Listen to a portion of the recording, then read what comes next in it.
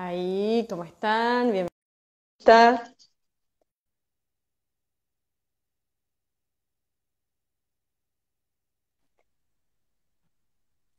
Ay, Hola. tengo al revés Sí, todo. tranquilo. No, Hola. ¿cómo andás? Muy bien, ¿vos? Bien, estás pelirroja. ¿Querés que te conteste algo? No, no. No, Ya sabía que íbamos a empezar así esta conversación. Hola, Eduardo, ¿cómo estás?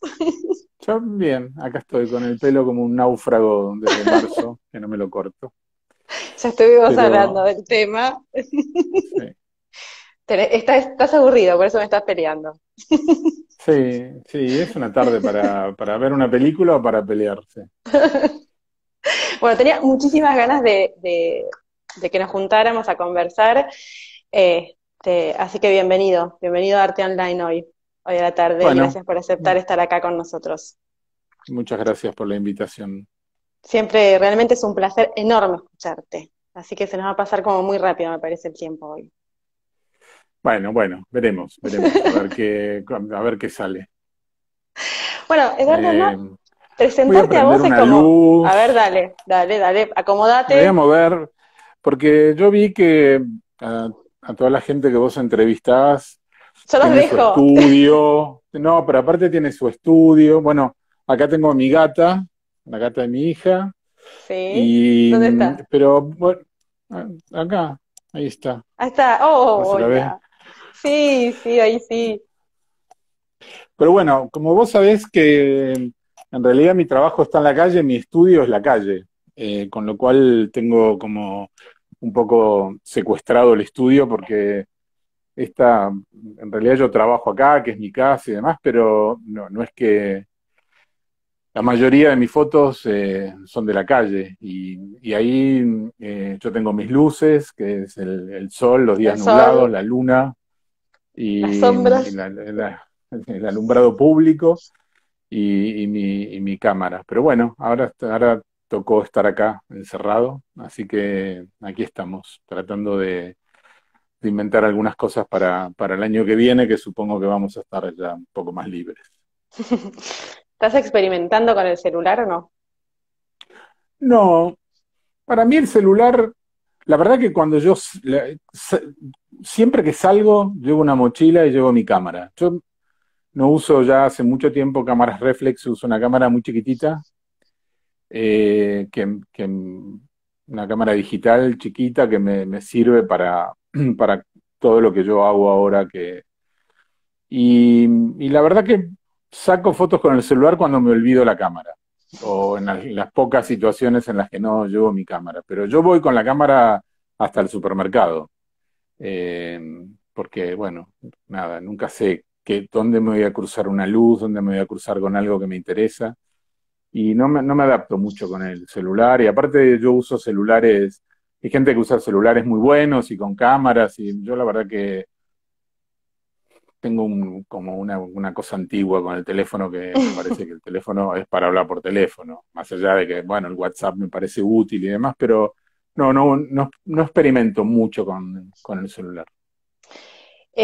Sí, está bueno esto que nos contabas, que ibas con tu camarita y lo decís así como en un tono medio diminutivo, porque en realidad Bueno, no te porque es importa chiquita, demasiado. No, porque quiero que nos cuentes, porque no te importa demasiado la máquina que usas. O sea, no usas grandes no. equipos, tu trabajo pasa por otro lado. Sí, es más, yo no sé de equipos. Siempre que me preguntan de una cámara, bueno, ¿qué te parece mejor, la Canon tal o la Nikon tal? No tengo la menor idea. Bueno, yo nací a la fotografía en una agencia de noticias, en Noticias Argentinas, y siempre usé el equipo que me dieron. Bueno, tenía una cámara, cuando empecé, tenía una cámara que era mía, que al poco tiempo me la robaron, y siempre usé lo que me dieron. Si me daban Canon, si me daban Nikon, Nikon y lo que fuera.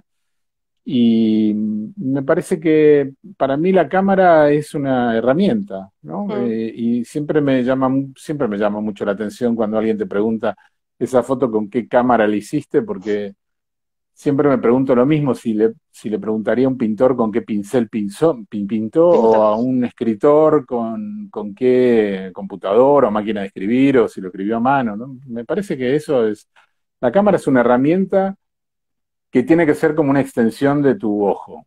Te tenés que sentir cómodo. Si te dan una cámara y no te sentís cómodo con esa cámara, es muy factible que la cámara te domine a vos. Y para mí la cámara, uno tiene que dominar a la cámara. Eso, ser realmente que la cámara sea una extensión de lo que vos estás mirando y que no te traiga ningún problema y que los problemas estén resueltos.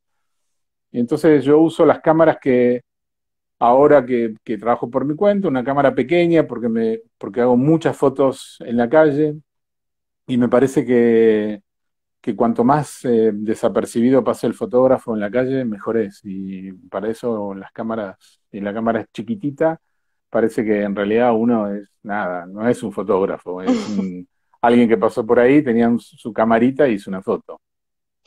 Eso siempre me sorprendió muchísimo y me hace recordar la obra que presentamos el año pasado en Buenos Aires Foto, la de Canal de Beagle, que la del árbol doblado por Sí, el paso del tiempo, que la sacaste con una máquina de cartón.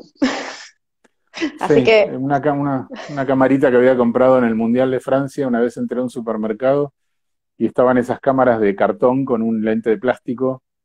Y me acuerdo que, no sé, costaban, era ridículo, y me compré un montón para probarlas, y entonces andaba con esas cámaras hasta que se me acabaron. Y por eso, si uno puede, y esa foto del árbol así doblado por el viento en el canal Beagle, yo la llegué a copiar a 70 centímetros, y la verdad que la foto estaba perfecta. O sea, a mí sí, me parece que perfecta de calidad, digo, ¿no? Me sí parece que se que yo bancaba. entiendo a los fotógrafos publicitarios, entiendo a quien hace retratos y que usa una cámara de formato medio. La verdad que esto también lo digo como una cuestión de mi propia ignorancia. Yo nací a la fotografía en la calle y no pude estudiar fotografía, por lo cual yo no sé usar cámaras de placa, no sé usar una cámara de formato medio, no sé usar luces de estudio, y la verdad que es una, no lo digo con orgullo, al contrario, lo digo con cierta angustia, porque me hubiera gustado saber todo eso para elegir porque me parece que eso es lo lógico, que uno sepa todas las cosas a las que puede acceder en su oficio, para después dedicarse a lo que uno quiere y olvidarse de aquello, pero para mí eh, esto es como el reducto que me quedó, el reducto de la cámara Pero, pequeña, donde yo puedo trabajar con eso, y para la fotografía que yo abracé ya desde hace 41 años me sirve. pero bueno, un poco el artista en general tiene que aprender a manejarse y a trabajar con lo que tiene a la mano. Si estamos esperando por el elemento ideal para hacer la obra ideal, creo que es difícil. Me parece que te adaptaste. Ya debes estar cansado de contar que estudiaste fotografía en el fotoclub, que era lo único que había a la mano, como para tener tus primeras herramientas, pero, pero bueno, tus imágenes, más allá del equipo que uses, tienen un clima particular y todo tu proceso creativo, que trabajas por ensayos fotográficos, y cada ensayo que vos vas realizando generalmente termina en un libro publicado. Tienen toda una investigación por detrás, así que si nos querés contar un poco este, generalmente cómo trabajas en ese sentido. Mira, yo creo que siempre me gustó una anécdota que cuenta un tipo que dice que si Cartier-Bresson, que es para los fotógrafos documentalistas como nuestro guía, nuestro faro, ¿no? La mirada del siglo XX, si Cartier-Bresson hubiera hecho 700.000 fotos, por decir algo, y entonces esas fotos como un valor de promedio de velocidad de la fotografía fuera un 125avo de segundo, el tipo hizo una cuenta rápida y dijo, bueno, Cartier-Bresson tardó o trabajó 16 minutos en toda su vida. Y yo lo que creo es que el fotógrafo trabaja muchísimo más sin su cámara que con su cámara. La cámara es el momento donde plasma lo que trabajó, lo que pensó, lo que ideó, lo que le costó investigar. Todo lo que uno hace con la cámara es de alguna manera poder plasmar en película en una época, bueno, yo algunos algunos procesos los sigo haciendo en película o ahora en un respaldo digital, lo que uno pensó durante mucho tiempo, lo que uno experimentó. No sé, yo hice un viaje a Malvinas para hacer un ensayo de Malvinas que se llama Malvinas, eh, la guerra y la paz, porque un poco muestra los campos de las huellas de los campos de batalla y la vida de los habitantes de Malvinas, y para eso me pasé un año y medio investigando a qué lugares iba a ir, con quién me podía llevar, quién podía ser la persona que me hiciera el contacto con determinadas personas que yo quería fotografiar. Bueno, todo ese trabajo lo hice sin la cámara. Todo ese trabajo lo hice con un teléfono, con el mail, con herramientas que tienen que ver con la investigación. Después, cuando tenía todo ese trabajo hecho, bueno, fui a Malvinas y estuve una semana y lo pude, mejor o peor, lo pude llevar a cabo. Entonces, me parece que es, por eso me parece imprescindible todo ese trabajo que yo, de alguna manera, en un librito que escribí allá por el 94 con Miguel Ángel Cuarterolo, que fue Sí. mi gran maestro, se llama el libro El poder de la imagen, y yo hablaba de que todo ese trabajo tenía como un nombre que tal vez suena un poco así como un poco rimbombante, pero es la ingeniería fotográfica, lo que uno hace antes de ir a fotografiar. Independientemente de que después la fotografía callejera o sea, te puede dar muchas sorpresas y no es que es una ciencia exacta. Vos investigás y trabajás en algunas cosas y después hay algo que te sorprende, algo que a veces te hace cambiar de rumbo, que vas para un lugar y de repente ese lugar no era y sobre la marcha tenés que poner un poco tu bagaje intelectual, el talento que te quede o lo que fuera para poder llevarlo a cabo. Pero me parece a mí que siempre me quedó grabado esa historia de que sin duda Cartier-Bresson no trabajó 16 minutos, sino que trabajó 40 años o 50 años para fotografiar y en esos disparos dieron la suma de 16 minutos, pero dejó una obra increíble. Y me quedé con algo que mencionábamos antes, que hay una cuestión que está presente siempre en tu trabajo, que es el fotógrafo el que sale desapercibido, que tiene que pasar desapercibido dentro del clima de la foto, y vos eso lo lográs permanentemente. Tus imágenes tienen como ese clima particular y tenés un interés particular también para que eso suceda. Eh, por ejemplo, en la serie, en el libro de Destiempos, de que a propósito, bueno, de Buenos Aires Fotos, vas a estar presente también en Editorial La Rivière, quien, Uh -huh. quien ha publicado este libro.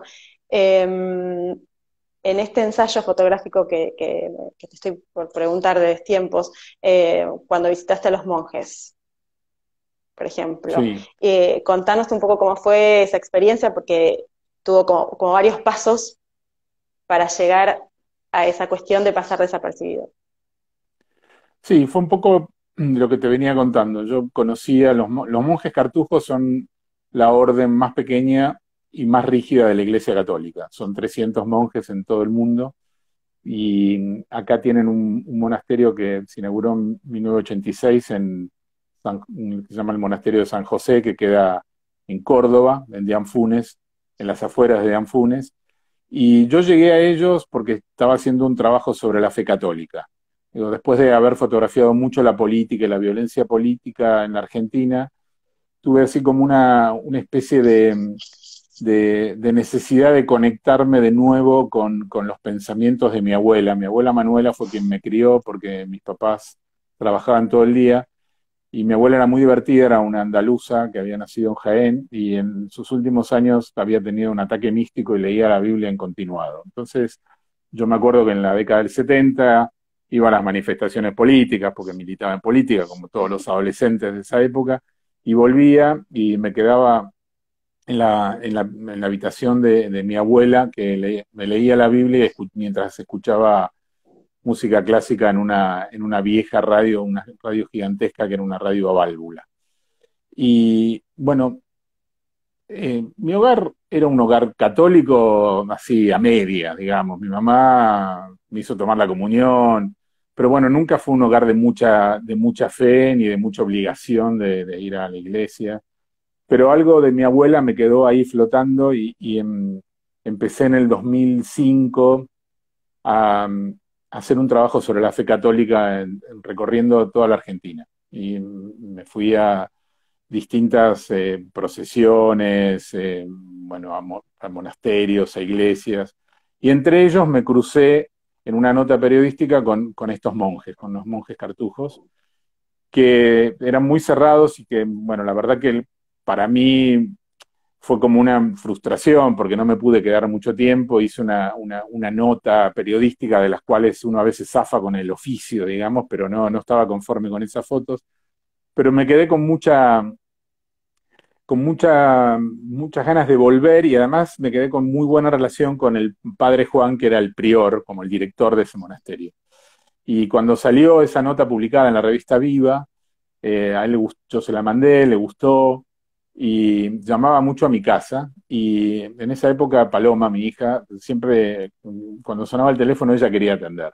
Y como también ella se crió en un hogar ateo, cuando atendía y lo había visto en las fotos de la revista, y para ella todos los eclesiásticos eran papas. Entonces me decía, papá, te llama el papa. Y el padre Juan le causaba gracia eso, y bueno, y ahí quedó. Y en un momento él se enfermó, seguía en esa congregación, pero vino un prior, un director italiano que era mucho más joven y venía de una cartuja italiana, y ellos tenían en cada una de las cartujas europeas como un libro de la cartuja que los presentaba y que mostraba un poco el monasterio. Y entonces me llamaron por teléfono para encargarme de ese trabajo. Y yo lo que les pedí es que, bueno, además de ese trabajo, yo quería fotografiarlos a ellos como si yo fuera un monje más, y que para eso necesitaba que me dejaran entrar a todos los lugares.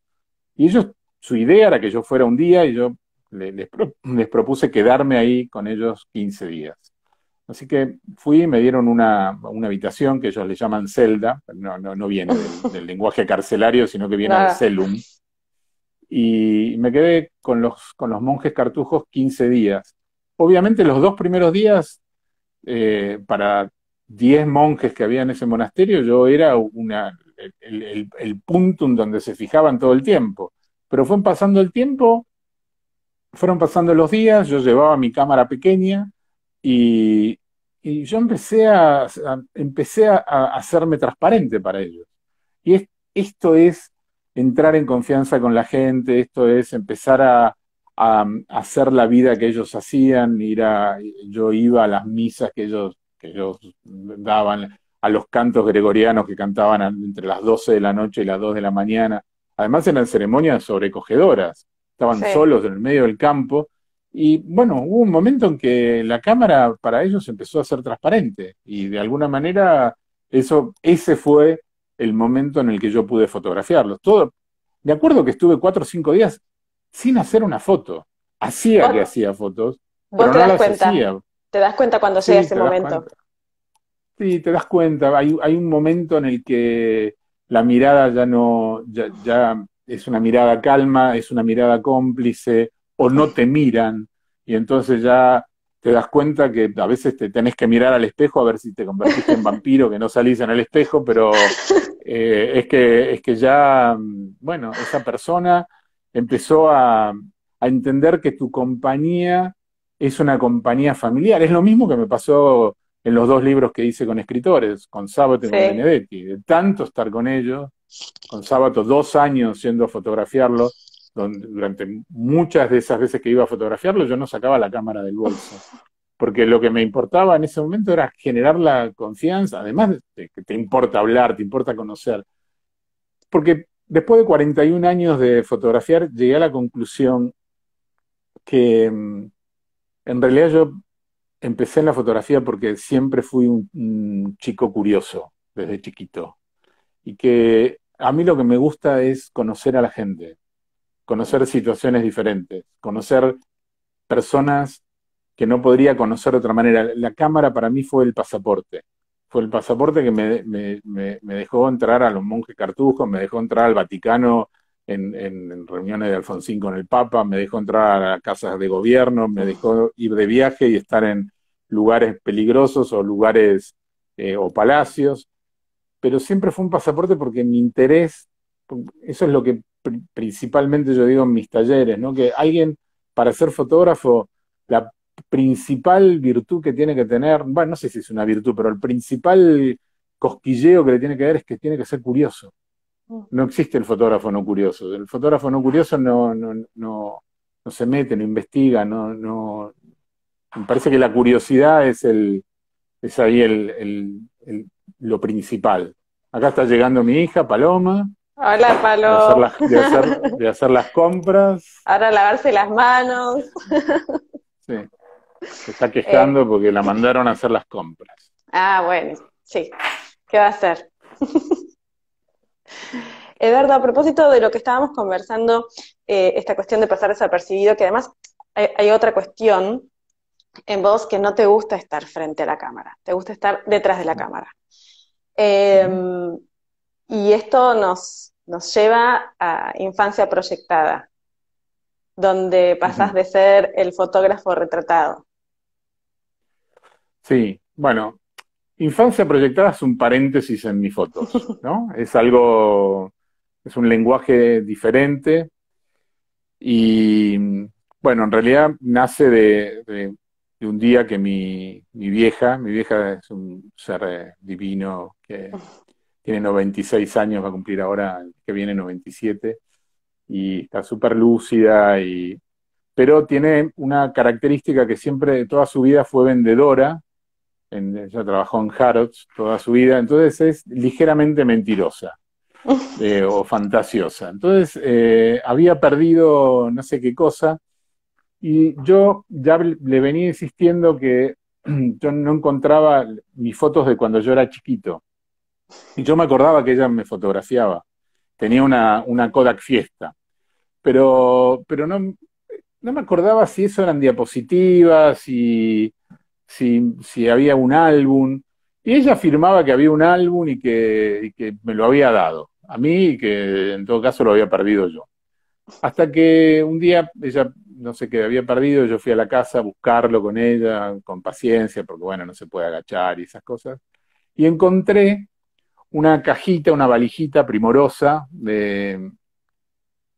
que abrí y estaba llena de diapositivas. Tenía 200 diapositivas.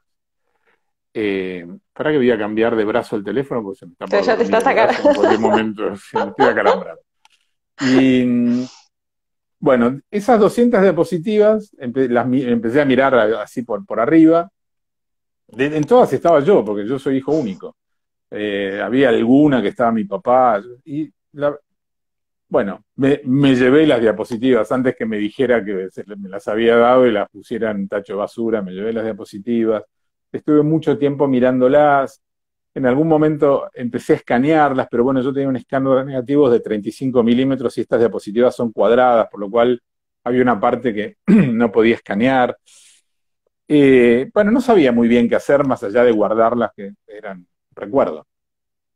Y, pero bueno, otro día mi mamá perdió otra cosa, no me acuerdo qué, y volví a ir a su casa a buscarla, y esta vez encontré con que había encuadernado algunos de los cuadernos de mi infancia, de mi escuela primaria, y que estaban ahí, y yo no sabía que estaban ahí, los había llevado a encuadernar y estaban todos como pegados uno atrás del otro, había de a tres, y también me llevé los cuadernos, pero ahí sí, cuando me llevé los cuadernos me di cuenta que en ese momento, ese tipo de cosas que hacen como un choque, supongo que debe haber un proceso interesante ahí de choque de neuronas, que le había encontrado el sentido a qué hacer con esas diapositivas, que era intentar proyectarlas sobre los cuadernos. Proyectarlas con un proyector, porque yo no tengo la menor idea de trabajar en Photoshop, o sea, yo no hago nada, ningún proceso digital más allá de contrastar un poco una foto, subirle un poco el tono, ese tipo de cosas. Sobre todo porque, bueno, la fotografía que yo hice toda mi vida, que es una fotografía documental, esos son los parámetros en los que siempre nos movimos para que la fotografía tuviera la credibilidad que fue perdiendo con el paso del tiempo, ¿no? La fotografía documental está en serios problemas. Bueno, entonces llegué a mi casa y me puse a mirar esas diapositivas, a hacer una selección de las que más me gustaban, mirar los cuadernos, empezar a ver de qué manera jugar con eso, ¿no? De qué manera, qué imágenes se podían proyectar sobre esos cuadernos. Bueno, al principio, obviamente, eh, erré con muchas cosas porque elegí muchas fotos que me gustaban mucho, pero que tenían como cierta densidad y cuando se proyectaban en el cuaderno, entonces tapaban todo lo que había en el Total. cuaderno. Entendí que tenía que tener algunas imágenes que tuvieran como más cielo, como menos densidad. Y bueno, ese fue el proceso absolutamente casero, con un proyector que me prestó un amigo, con una mesita que era de un televisor con rueditas, entonces las iba acercando y alejando las diapositivas que proyectaba un cuaderno. El cuaderno lo fijé arriba del radiador de la calefacción, menos mal que lo hice en una época Verano. donde no estaba prendido, porque si no se me hubiera incendiado. Y lo que hacía era buscaba qué foto podía combinar, bajaba y hacía una foto con esta camarita que yo tengo, le hacía una foto y bajaba, la miraba en la computadora y me fijaba que tenía que corregir y la hacía de nuevo.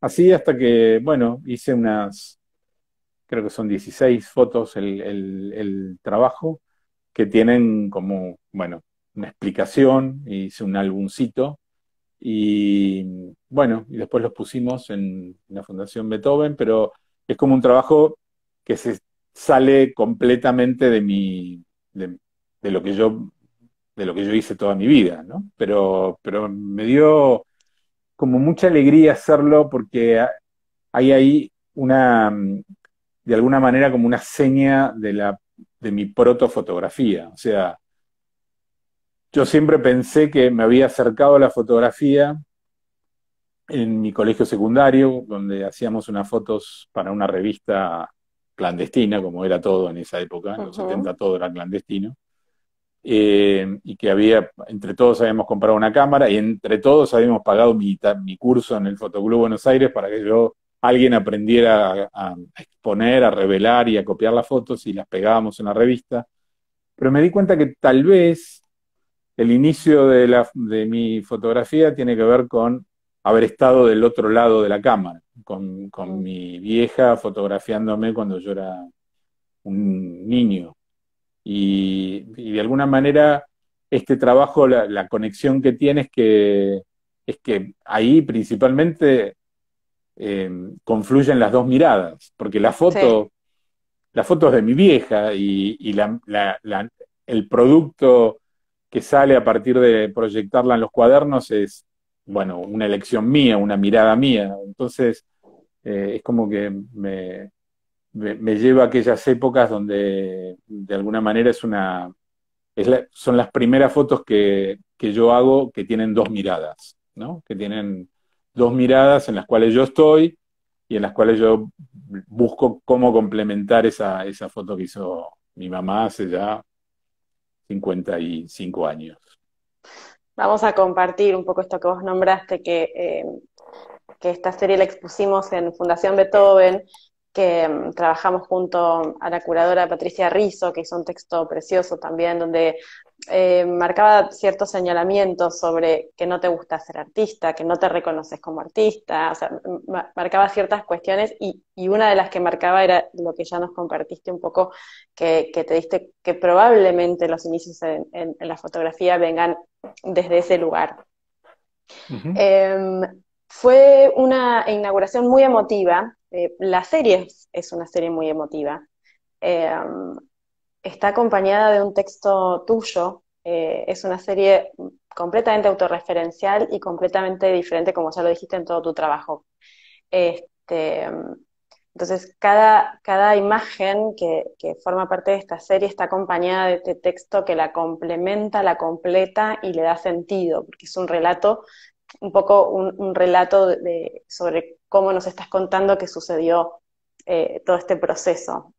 Mostranos lo que Ujú. tenés en la mesa. A ver, ¿podés? A ver, sí, a ver, espera que vamos a dar vuelta a la cámara.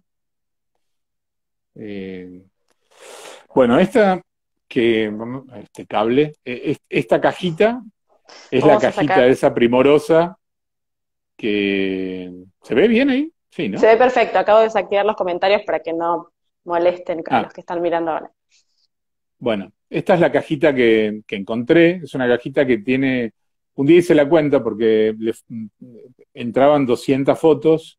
Mi mamá la completó con 196 y de las 196 hay 190 donde estoy yo.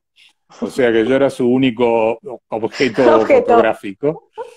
Y en esa época, aparte, yo no recuerdo muy bien. Mi mamá dice que sí, pero como no confiamos mucho en mi mamá, ya sabemos, Pobre tu que mamá. que teníamos un proyector, pero lo que yo me acuerdo es que teníamos eso que se ve ahí, arriba de las diapos, Sí, que es un visor. sí. Este visor que se ponía a la diapositiva y se miraba a la luz, ¿no? La diapositiva Mm, se metía acá por esta ranurita, y mm. entonces uno miraba a la luz, ahora está todo nublado, está por Sí, llover, sí, y horrible. veías la diapositiva. Pero bueno, ella afirma que había un proyector, puede ser, puede ser. Yo no, me parece recordar algo, porque me parece que había esa cosa de algunas reuniones cuando trabajaban en Mar del Plata, porque la mayoría de las fotos están hechas en Mar del Plata, y mi mamá y mi papá se iban a trabajar en Harrods en la temporada Mar del Plata, donde los que hacían algunas fotos, acá estoy viendo que tenemos atrás un libro de Salgado y demás, estamos Sí. bueno, que veían algunas fotos en las paredes con sus amigos, pero yo no recuerdo de haber visto el proyector. Y acá, por ejemplo, están mis cuadernos. Acá hay Sí. uno de los dibujos. El otro día alguien me Sí, preguntó si me gustaba mucho, porque pasé en mis talleres un documental de Cartier-Bresson, que sí. empieza a fotografiar luego de haber pasado por el estudio de un pintor y termina sus días volviendo al dibujo. Me preguntaron si a mí me gustaba mucho dibujar y me parece que esta es la contestación, ¿no? No. Era horrible dibujando cuando tenía 7 años y ahora peor. Creo que eso es lo máximo que puedo dar. Bueno, Diste lo mejor de y vos, ya está. di lo mejor. Y acá está el proyector con el que Para trabajé que y acá, trabajaste. y acá está durmiendo la gata, ¿no? La Está más muy bien, pancha. siempre te acompaña. Debe haber Eh, acompañado sí. también cuando hiciste las proyecciones y demás. Sí, subía, bajaba, estaba. Bueno, y ahí hay algunas de las fotos. Ujú. eh, Acá, para ver, porque tengo un álbum Sí, que podemos que, ver, si tenés, que que es sí, que el que álbum es el completo de álbum, toda la el serie. álbum completo, sí, que tiene, bueno, como vos contabas, eh, tiene un texto, bueno, empieza con... Ahí perdimos conexión, a ver. Vamos a esperar que se reconecte.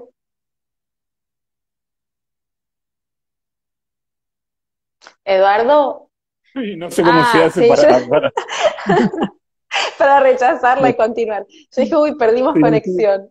no sé cómo se hace para rechazar, pero bueno, si viene de nuevo, ya veré cómo.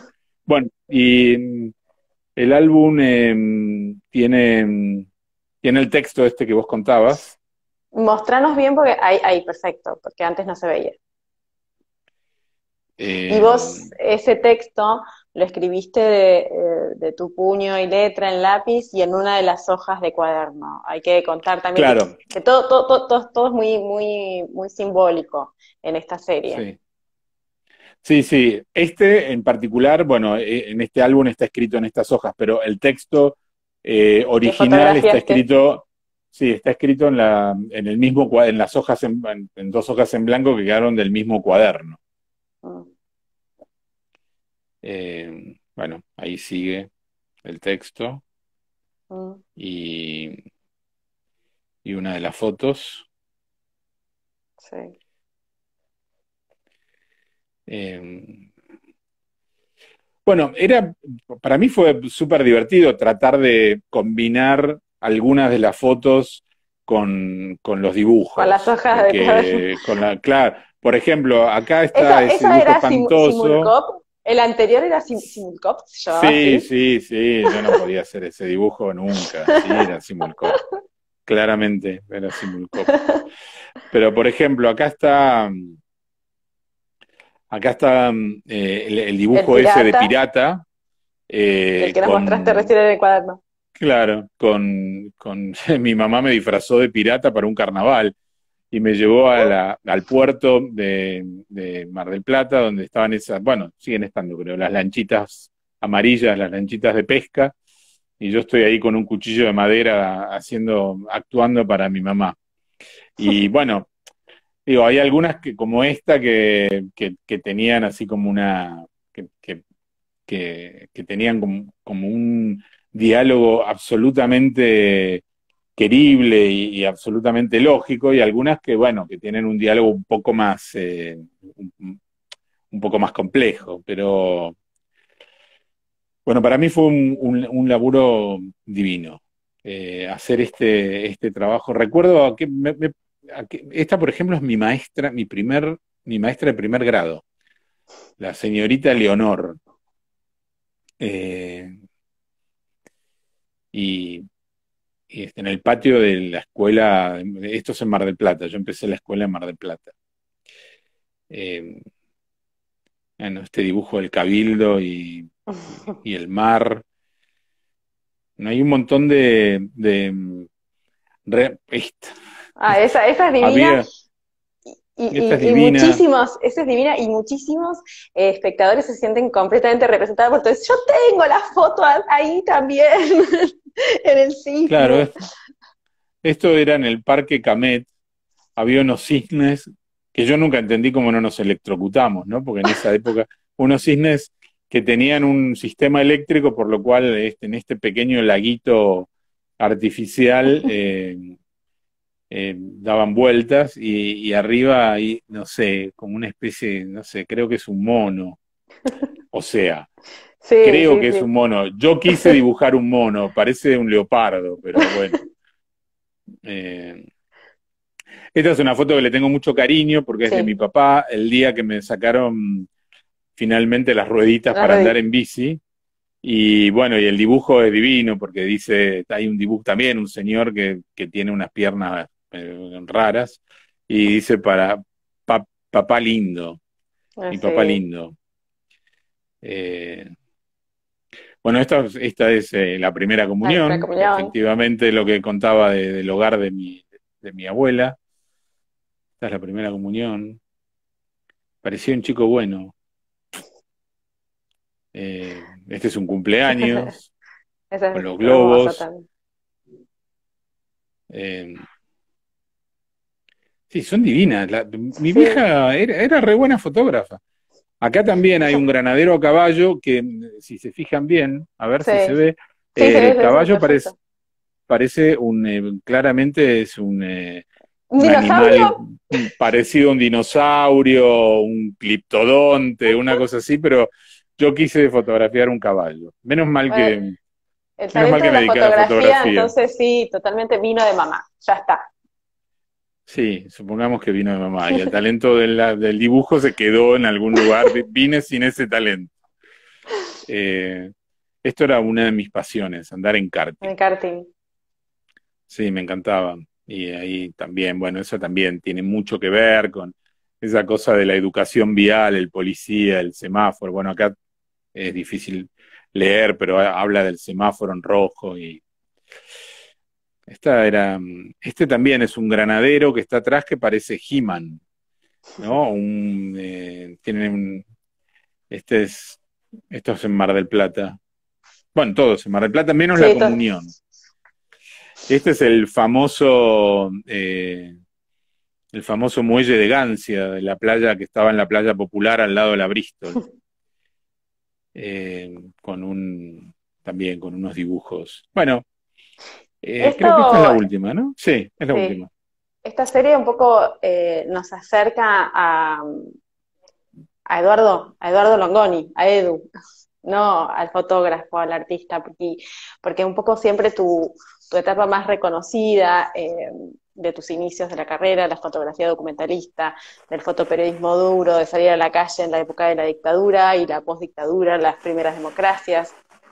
Ujú. Entonces tiene como un valor extra para nosotros como espectadores tener otro tipo de acercamiento hacia vos. Nos permite conocerte desde otro lugar.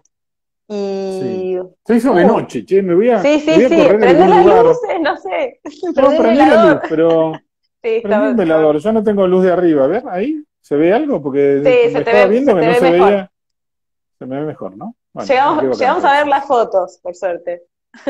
Sí, pero acá se hizo de De noche noche, sí. totalmente. Sí, sí, sí, sí, sí. Estoy Sí. mirando por la ventana y sí.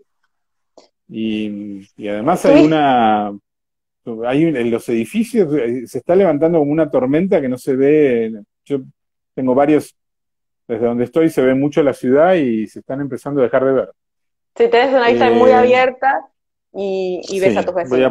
voy a poner el velador un poco más acá, así se me ve mejor, Ah, contra la dale. biblioteca. Ahí está, ahí se ve, ¿no? Más o menos se ve un Sí, más poco, o por lo menos. menos tengo. ¿Y estás cómodo? Porque Sí, tampoco sí, te estoy vas a quedar. parado, estoy cómodo. Bueno, no Sí. importa.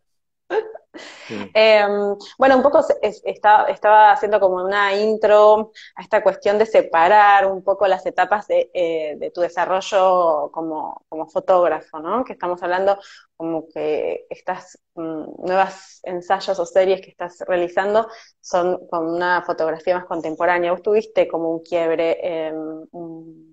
quiebre, crisis, no sé cómo llamarlo, eh, en la que dejaste de fotografiar y de salir a la calle y empezaste a mirar de otra manera a la fotografía. Sí, en realidad para mí la fotografía fue un lenguaje para opinar, ¿no? Yo nací en la fotografía en el año 79, en plena dictadura, por Mm, lo cual para mí la fotografía era la opinión que yo podía, el granito de arena en el que yo podía aportar para luchar de alguna manera contra la dictadura. Y así fue durante la dictadura, así también fue durante los primeros años de la democracia, donde realmente la dictadura estuvo en peligro con los alzamientos cara pintadas y demás. Y así fue siempre por una cuestión de que era lo que me movía, cierta justicia social, una cuestión que tenía que ver no con un embanderamiento político, sino con algo que tuviese que ver, siempre que tuviese que ver con lo popular. mm, Eh, y como puede pasar en algún momento, que fue en el 2013, también con una crisis laboral y personal y demás, no podía fotografiar. Estuve un año sin fotografiar, un año entero. Eh, Al principio me asusté porque pensé que me iba a quedar toda la vida sin fotografiar. Después me justifiqué, pensé que ya lo que tenía que decir lo había dicho. De alguna manera hay algo para mí que todavía en el 2013 no lo sabía porque se llegó a concretar en el 2019, pero desde el punto de vista de un fotógrafo documentalista, alguien que trabajó siempre en este país, mi foto de dos guerrilleros a punto de desaparecer en la tablada, que después en sí. el 2019 esa fue la prueba fundamental para condenar al general que los hizo desaparecer, de alguna manera justificaba, yo pienso que de alguna manera justifica todo lo que hiciste, Todo. ¿no? Cuando una foto sirve para desentrañar un crimen horrible, justifica todo. Es decir, ¿para qué? Pero ¿Para qué saliste tantas veces? ¿Para qué te arriesgaste tanto? ¿Para qué pusiste el cuerpo? sí, sí. Y es extraño y paradójico también, ¿no? Porque, y esto me lo hizo ver Alberto del Castillo, que es un historiador mexicano que escribió un libro sobre mis Sí. fotos, No que sé, se va a un ver al día, revés. Acá está. sí, se ve al revés, bueno, que un día me contó, él me dijo, ¿te diste cuenta que vos y tu generación, porque no soy yo solamente, ¿no? Estuvieron todo el tiempo en la dictadura tratando de desentrañar esos crímenes, pero nunca pudieron ni llegar No, a un no, no, centro no. clandestino de detención, ni una sala de tortura, ni fotografiar a un desaparecido, y fotografiaste a dos guerrilleros a punto de desaparecer en la tablada. O sea, es la última foto. Y además es la foto que prueba que se rinden con vida. Sí. Cosa que yo no había notado. Pero bueno, sea como fuera, en el 2013 yo me quedé un año sin voz. No sin voz, Vane, sino sin voz con Sí, Z. sí, Y, y ahí viene un poco más de luz, así que me voy a sentar sí, porque... sí, sí, sí. Y De repente se hizo la luz. Volvió la sí, voz. volvió. Y fue también paradójico porque un día yo estaba había sido un año que no hacía fotos. Yo llevaba mi cámara, como siempre, en la mochila por si en algún momento eso se revertía, pero no había caso. En esa época yo daba un taller por las mañanas y cuando estaba iba al diario en ese momento, prendí la radio y estaba por empezar la conferencia de prensa en la que las abuelas de Plaza de Mayo, Estela de Carlotto, iba Sí. a presentar a su nieto. Y yo, algo me cruzó en la cabeza y yo quería llegar a hacer esa foto.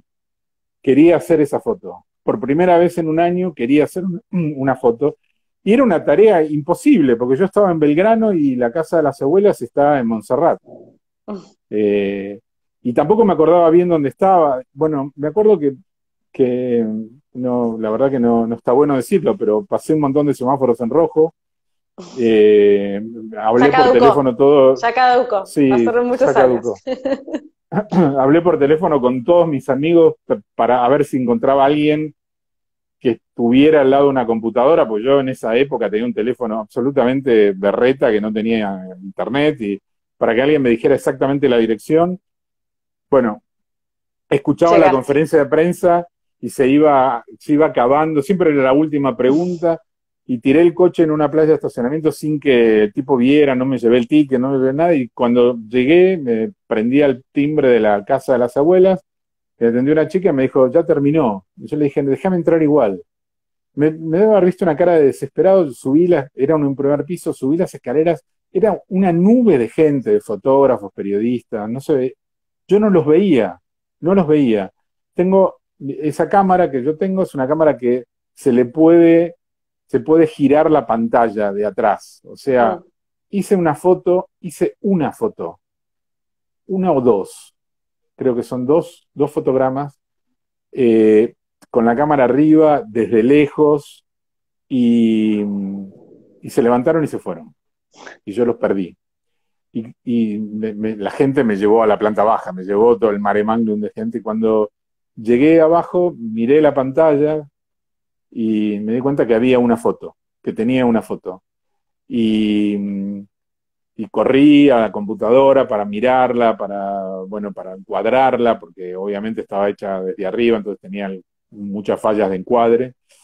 Y bueno, ese Lo día recuerdo. recuperé la voz y volví a fotografiar. Y siempre me parece interesante contar esa historia porque tal vez la voz, yo creo mucho en la voluntad, ¿no? Me parece que para mí en el mundo de la fotografía es muy importante, en mi mundo es muy importante la voluntad.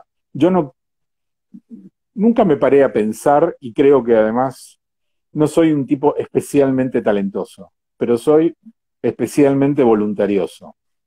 Y, pero me parece que cuando por algún momento tenés un eclipse en tu mirada, en lo que estás haciendo, me parece que no se trata de la voluntad. Ahí hay algo como, ahí creo un poco más en la magia o en algo más, no sé, en ese ángel que pasa y te la devuelve.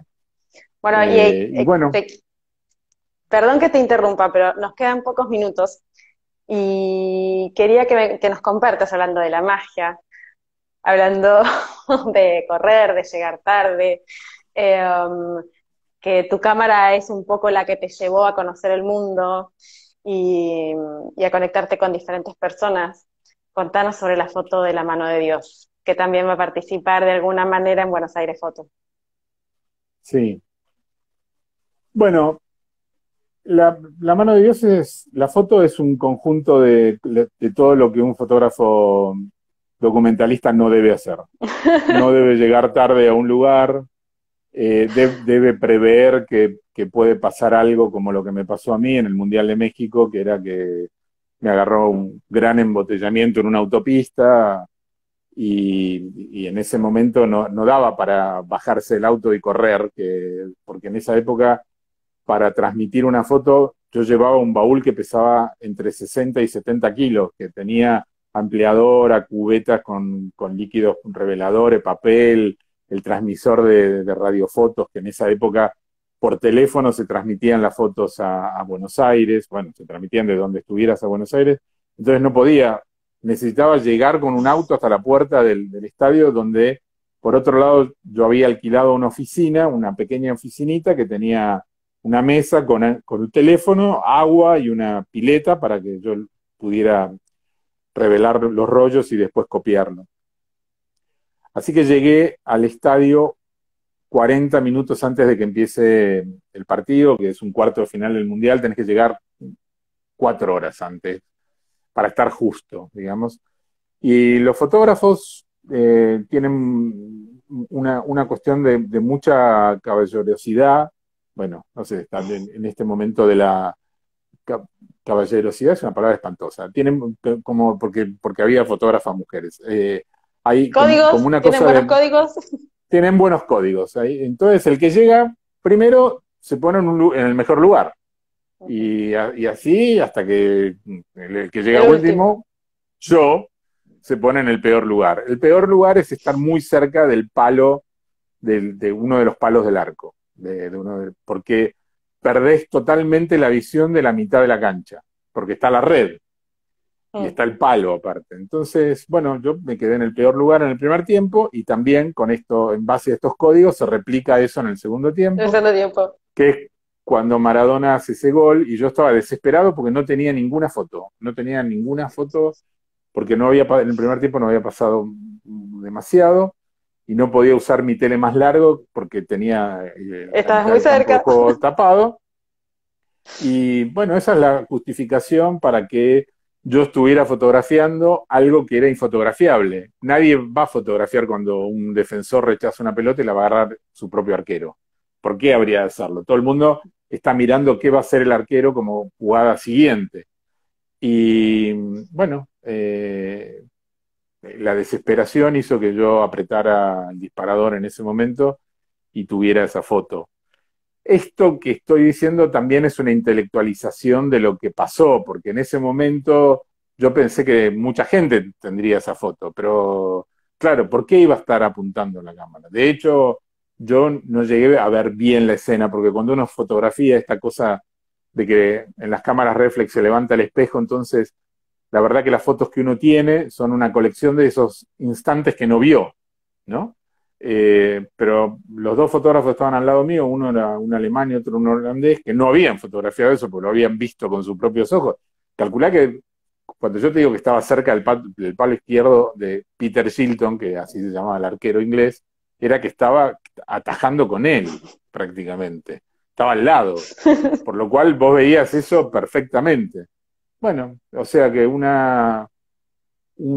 descuido, una mala evaluación de todo esto que estábamos hablando antes al principio, ¿no? De la ingeniería fotográfica, de llegar para poner tus líquidos, tu ampliador y demás, y después de bajar la adrenalina, porque el trabajo en la calle tiene mucha adrenalina. Vos no te podés sentar a fotografiar un partido de fútbol de semejante importancia con la pulsación esa 1000 porque estás llegando tarde. Es como, está contraindicado en todos los manuales de todo lo que uno pueda pensar. Pero bueno, a veces, pocas veces. La mayoría de las veces el error lleva al error.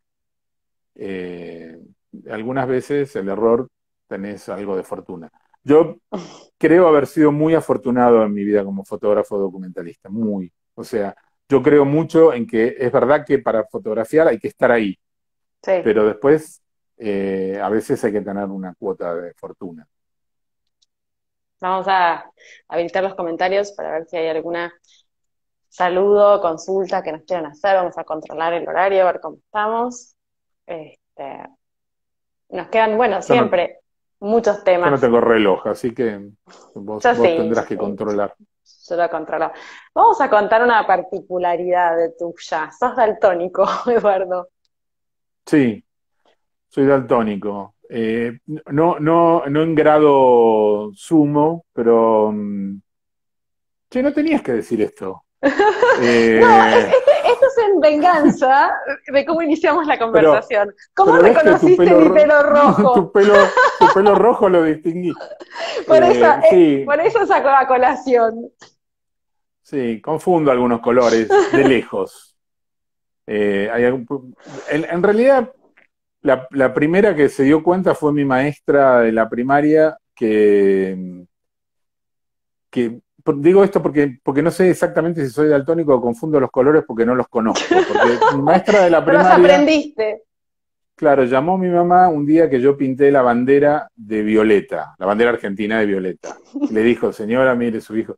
Y entonces yo le dije, mamá, yo la pinté de Violeta porque no tenía lápiz azul. Y era el más Se me había, parecido. sí, era el más parecido. Peor hubiera sido que la hubiera pintado de marrón. Con lo cual creo que en realidad no aprendí bien los colores. Y después eso se me agudizó en no, en descartar el tema del color, porque para mí la fotografía siempre fue en blanco y negro. Siempre digo fue porque trabajaba en blanco y negro. Mm, Después hubo un momento en el que tuve que empezar a trabajar en color y me costó más el color, pero no por el hecho de confundir algún color, porque la diapositiva o el negativo color no son daltónicos, sino porque fotografiar en color requiere, aparte de la geometría de la composición, requiere también una cuestión de entender que tal vez un color en un ángulo te termina arruinando una foto. Una foto mm. fría que tiene en un ángulo un rojo, tal vez te la termina arruinando. Pero bueno, definitivamente el color no es mi fuerte. Bueno, Pero te lo vos tenía estás que, pelirroja. me tenía que vengar, te lo tenía que decir. Sí. Está bien, no pasa nada. Lo bueno es que nos queremos, que nos tenemos mucho cariño, entonces podemos decirnos estas cosas. Sí. Bueno, Eduardo, muchísimas gracias por haber estado hoy en Arte Online. Acá mucha gente te mandaba cariños, abrazos, que te quiero mucho, qué hermosa charla. O sea, a medida que íbamos conversando, algunos pude ir mirando. Bueno, gracias a Este, todos. que te respetamos muchísimo como artista, te queremos y nos vemos en Buenos Aires Foto con Infancia Proyectada. Bueno, dale, te mando un beso grande y gracias por la invitación. Un placer. Un beso, Eduardo. Chau, chau. Chao.